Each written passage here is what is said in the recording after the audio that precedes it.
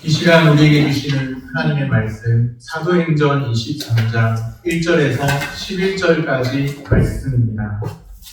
신약성경 228쪽입니다.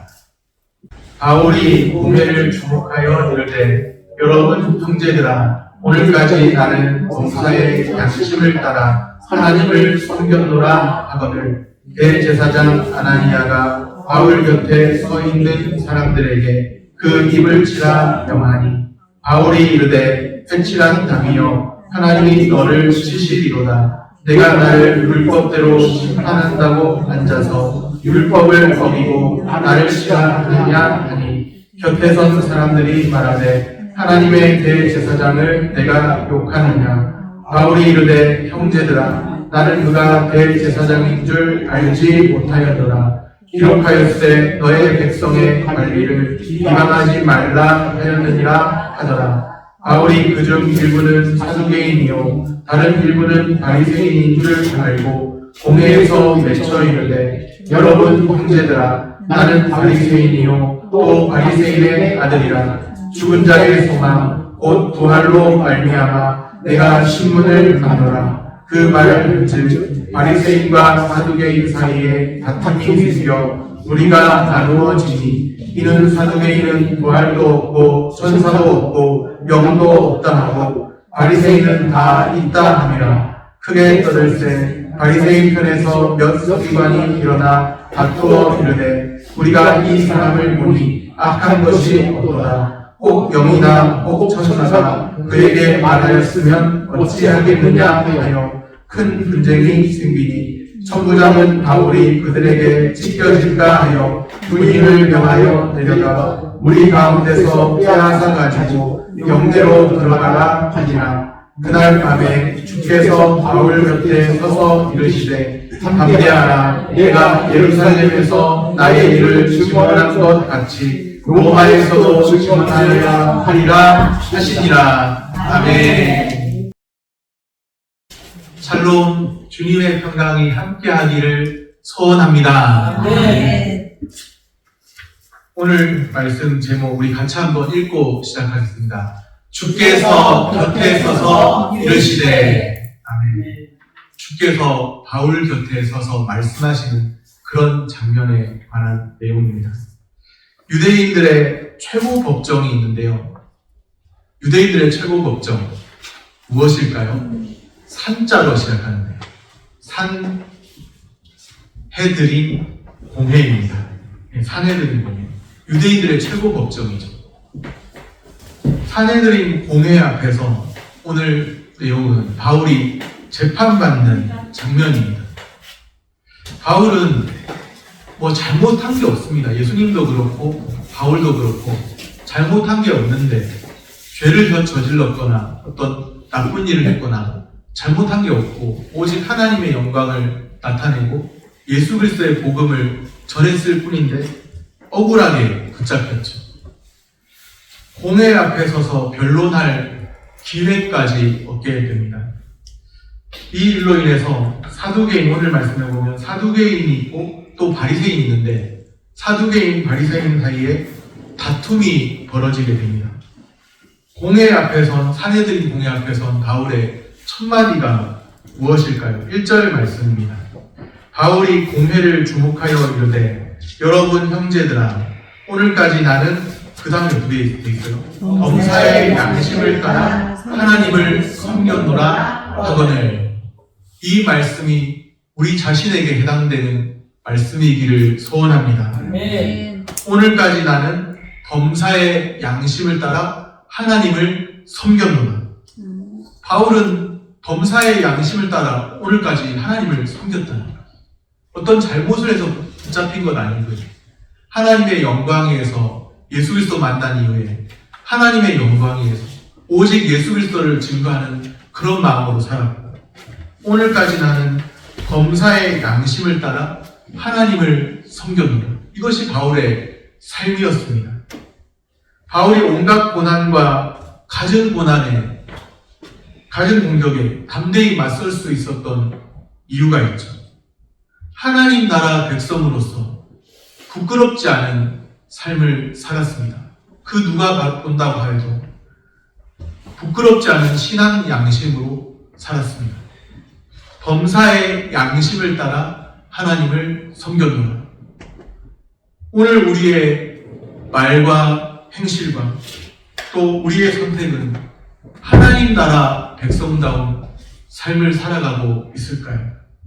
신앙 양심, 하나님 앞에서 신앙 양심에 부끄럽지 않은 삶을 사는 우리들 되기를 소원합니다. 아멘. 바울은 공회원들이 사두개인들, 바리새인들로 구성되어 있다는 사실을 알았습니다. 6절 말씀입니다. 바울이 그중 일부는 사두개인이요 다른 일부는 바리새인인 줄 알고 공회에서 외쳐 이르되 여러분 형제들아 나는 바리새인이요 또 바리새인의 아들이라 죽은 자의 소망 곧 부활로 말미암아 내가 신문을 받노라. 이제 공회, 사내들인 공회에 사두개인 바리새인들로 구성되어 있는데요. 바울이 이제 자기가 신문받는 이유를 말하고 있죠. 바울은 자신이 신문받는 이유를 죽은 자의 소망, 곧 부활로 말미암아 내가 신문을 받노라. 그렇게 말합니다.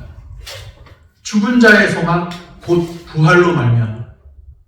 사두개인들, 바리새인들이 부활, 천사, 또 영에 관해서 서로 의견이 달랐습니다. 바울은 그것을 알고 말한 것인데요.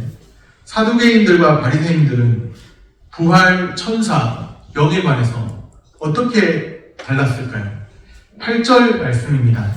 이는 사두개인은 부활도 없고 천사도 없고 영도 없다 하고 바리새인은 다 있다 함이라.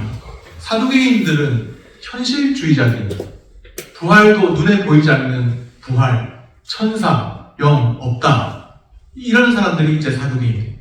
그런데 반면에 바리새인들은 부활을 인정하고 천사를 또 있다고 인정하고 또 영도 있다고 인정하는 사람들입니다.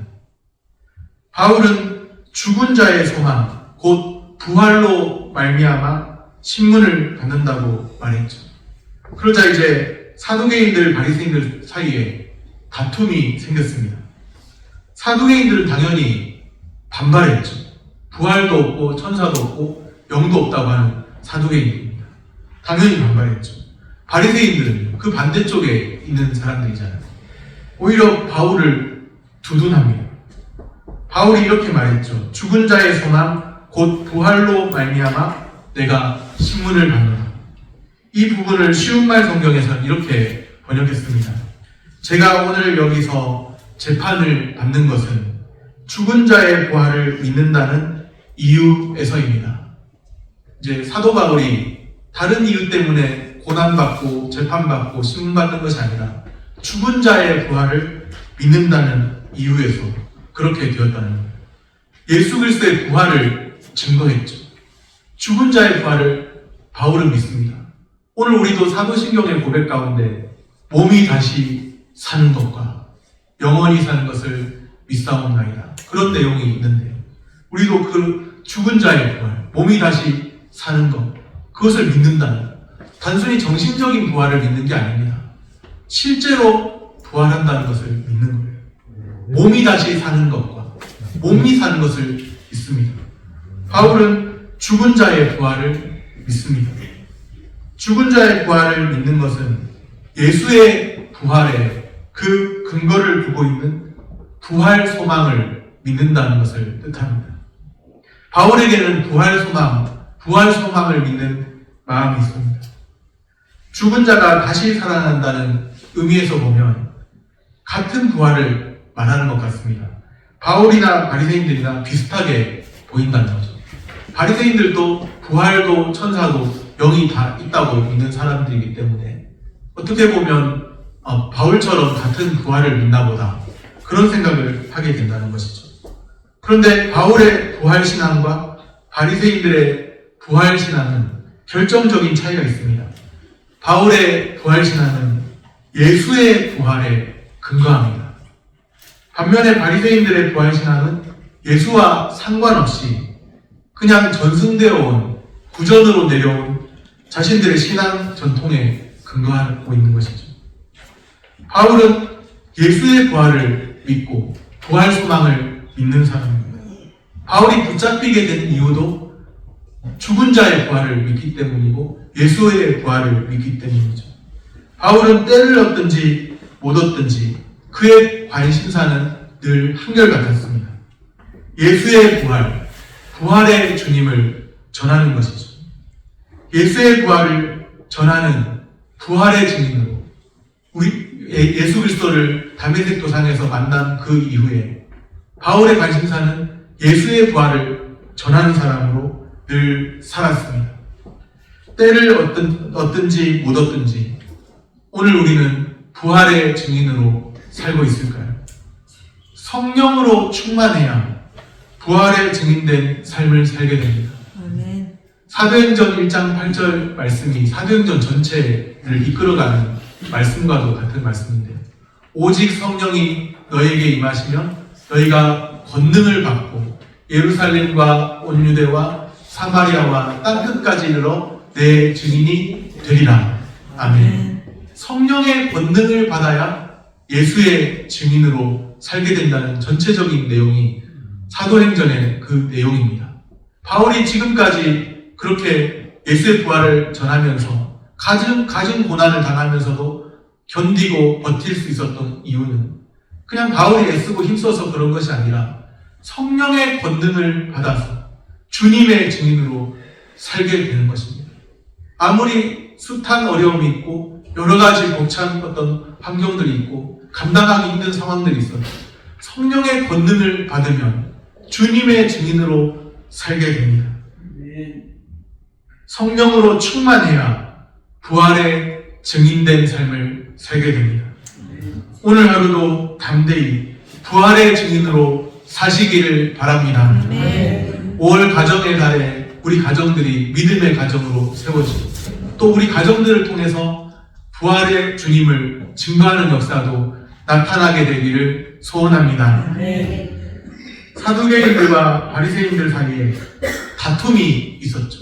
다툼이 있던 그날 밤입니다. 그날 밤에 주님이 찾아오셔서 바울을 위로하십니다. 11절 말씀입니다. 11절 말씀 같이 읽겠습니다. 그날 밤에 주께서 바울 곁에 서서 이르시되 담대하라. 내가 예루살렘에서 나의 일을 증언한 것 같이 로마에서도 증언하여야 하리라 하시니라. 아멘. 이제 또 바울이 환상 한두 번 받겠습니까? 바울이 지금 여기에 이제 붙잡혀서 신문받는 사내들인 군대 앞에서 신문받는 그 순간까지 많은 고난을 받았는데 한두 번 환상 보고 했겠습니까? 바울이 숱한 환상도 보고 많은 그런 일들도 경험했는데 그런데 환상을 보는 그 상황이 지금까지처럼 가깝게 느껴진 적은 없었습니다.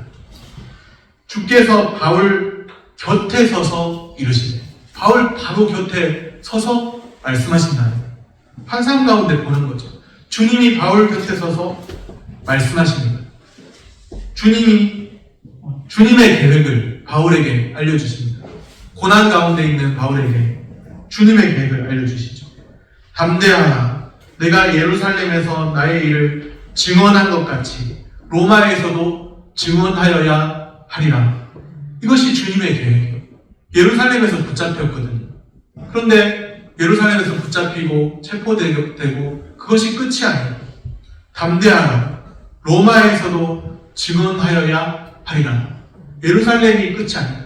더 로마에까지도 가서 증언하여야 해요. 바울 곁에 서 계신 주님이 하시는 그 말씀을 들었죠. 바울은 많은 고난 가운데서 때로는 여기가 이제 마지막인가 보다. 여기가 이제 나의 모든 것을 체포됐던 그 순간에 여기가 나의 마지막인가 보다. 그런 생각 잠시라도 했을 수 있는데 여기가 끝이 아니다. 바울 곁에 서 계신 주님의 말씀을 듣고 나서는 여기가 끝이 아니다.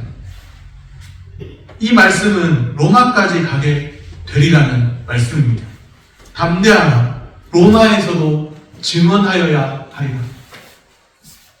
당장에 풀려날 것이라는 그런 말씀을 주님이 하신 것이 아니에요. 그런데 로마에서 복음 증거를 꿈꾸고 있는 바울이죠. 이것은 분명한 위로와 소망의 메시지입니다. 힘든 순간에 찾아오셔서 위로와 소망을 주시는 주님이십니다. 여기 이 순간이 끝이 아니라 또 주님을 위해서 해야 할 일이 있다고 말씀하십니다. 오늘 우리 주님은 우리에게도 위로와 소망을 주시는 주님이신 줄로 믿습니다. 말씀을 정리합니다. 오늘 우리의 말과 행동과 선택은 하나님 앞에서 신앙 양심에 부끄러움 없는 그런 삶을 살아가고 있을까요?